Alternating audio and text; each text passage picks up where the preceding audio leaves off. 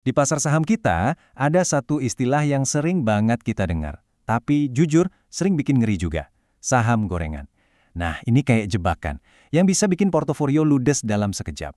Hari ini kita bakal bedah tuntas anatominya, biar Anda, ya kita semua, nggak jadi korban berikutnya. Coba saya tanya deh, menurut Anda, saham apa sih yang paling berbahaya di pasar saham?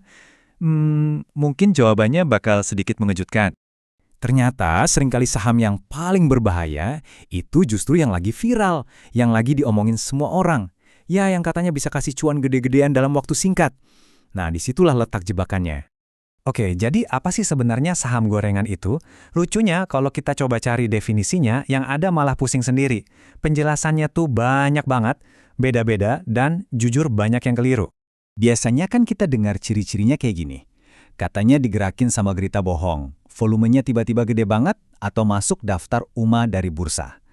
Ada juga yang bilang fundamentalnya jelek, PR rasionya aneh. Nah, masalahnya, definisi-definisi ini tuh terlalu umum dan malah bisa bikin kita salah jalan.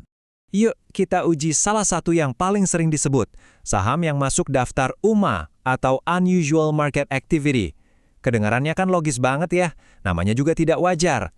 Tapi coba deh kita lihat datanya. Wah, lihat deh angka ini. Dalam setahun terakhir aja, ada hampir 500 saham yang masuk daftar UMA. Itu lebih dari setengah total perusahaan yang ada di bursa. Bahkan saham-saham blue chip favorit kita juga pernah masuk loh. Jadi jelas kan, UMA aja tuh nggak cukup buat jadi patokan. Oke, jadi kalau definisi-definisi tadi itu nggak bisa dipegang, terus apa dong bahaya yang sesungguhnya? Kita harus cari benang merahnya, tanda bahaya yang benar-benar konsisten. Nah, ini dia intinya. Ternyata ada satu praktek yang jadi jantung dari hampir semua kasus saham gorengan. Ini adalah mesin penggeraknya. Namanya pump and dump. Gampangnya gini, ada pihak yang sengaja memompa atau naikin harga saham, biasanya pakai cerita-cerita heboh. Begitu harganya udah di atas, mereka membuang atau jualan besar-besaran ke investor retail yang telat masuk. Siapa yang rugi? Ya, yang beli di puncak. Biar lebih kebayang cara kerjanya, kita nggak perlu teori terus. Kita akan bedah langsung satu studi kasus yang baru aja kejadian dan jadi pelajaran mahal buat banyak orang. Kita sebut saja sahamnya DADA. Penting untuk dicatat ya, manipulasi saham DADA ini bukan kejadian sehari dua hari. Ini adalah operasi yang rapi, terencana, dan punya babak-babak tertentu yang berjalan selama berbulan-bulan. Kita bisa lihat timelinenya di sini. Nah, setiap skema pump and dump itu butuh cerita, butuh narasi yang ciamik. Buat DDA ceritanya super seksi, bakal ada mega akuisisi dari investor asing raksasa. Nama-nama kayak Mitsubishi, Vanguard itu disebut-sebut. Coba siapa yang nggak ngiler denger berita kayak gitu? Tapi, disinilah kita harus mulai curiga. Sementara di luar sana semua orang lagi euforia borong sahamnya, data transaksi broker nunjukin cerita yang beda banget. Ada satu broker, kita sebut aja kodenya AI, yang malah jualan terus-terusan di saat harga naik. Ini red flag pertama kan?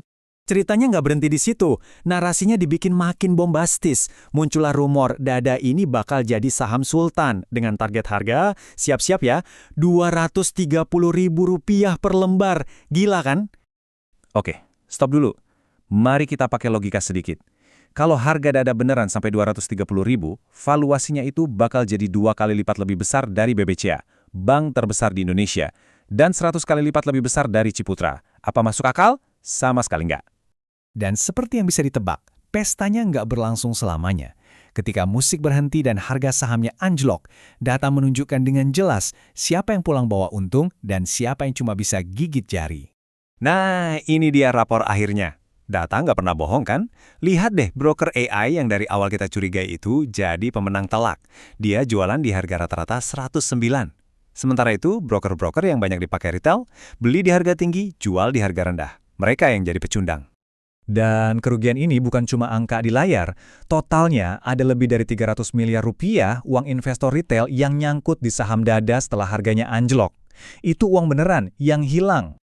Oke, kasus DD ini emang jadi pengingat yang keras. Tapi kabar baiknya, dari kasus ini kita justru bisa belajar banyak.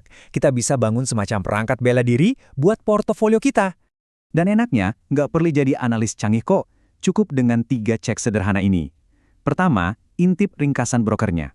Siapa yang beli, siapa yang jual. Kedua, pertanyakan ceritanya. Apa benar masuk akal? Ketiga, lakukan sanity check valuasi. Bandingkan sama perusahaan sejenis. Semua fitur ini ada loh di aplikasi trading Anda. Mungkin sekarang Anda bertanya-tanya, kalau polanya sejelas ini, kok bisa kejadian terus? Nah, jawabannya adalah karena kita bermain di area abu-abu. Membuktikan manipulasi pasar atau insider trading itu ternyata susah banget, bahkan buat regulator sekalipun. Dan jangan salah, ini bukan cuma problem di Indonesia loh.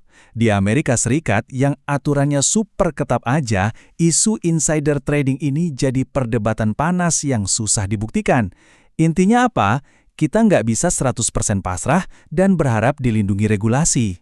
Pada akhirnya, di sebuah pasar yang punya banyak aturan tak tertulis, pertahanan terbaik kita adalah diri kita sendiri. Ya, pemikiran kritis dan riset mandiri Anda.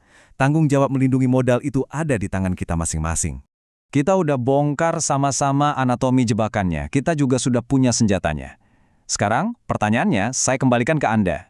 Di pasar yang penuh aturan tak tertulis ini, bagaimana Anda akan memainkan permainan ini?